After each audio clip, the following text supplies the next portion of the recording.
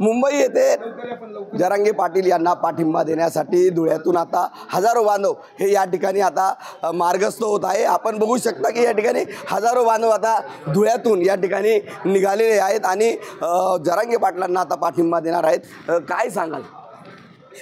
आमचे नेते मराठा योद्धा मनोज दादा जरांगे पाटील यांनी जी घोषणा केली आहे ही घोषणा काही आजची नाही आहे। त्यांनी गेले 2.25 वर्ष शासनाला वेळोवेळी अल्टिमेट दिला होता आणि गेल्या 4 महिन्यापासून त्यांनी परवानगीसाठी रितसर मागणी केली होती।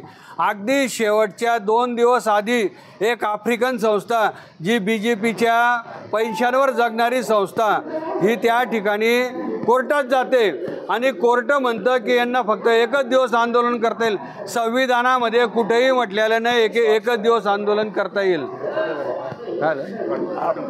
शासनाला की आम्हाला मनोज दादांना पूर्ण वेळ आंदोलन करण्याची परवानगी द्यावी आणि जर परवानगी द्यायची नसेल तर आमच्या मागण्या मान्य करावा। आम्ही एका दिवसात शांतता काय सांगाल?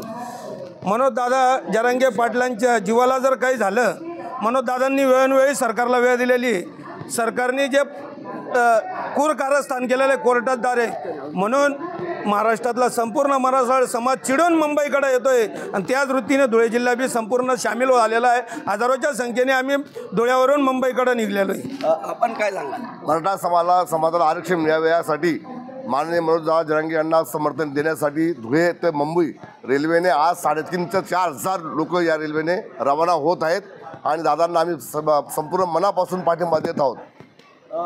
नक्कीच या ठिकाणी 3,500 ते 4,000 जी काही लोक आहेत हे रेल्वेने मार्गस्थ होत आहेत, तर काही लोकही आपल्या खाजगी वाहनाने मुंबईच्या दिशेने रवाना होत आहे। मनीष मासोळे, TV9 मराठी, धुळे।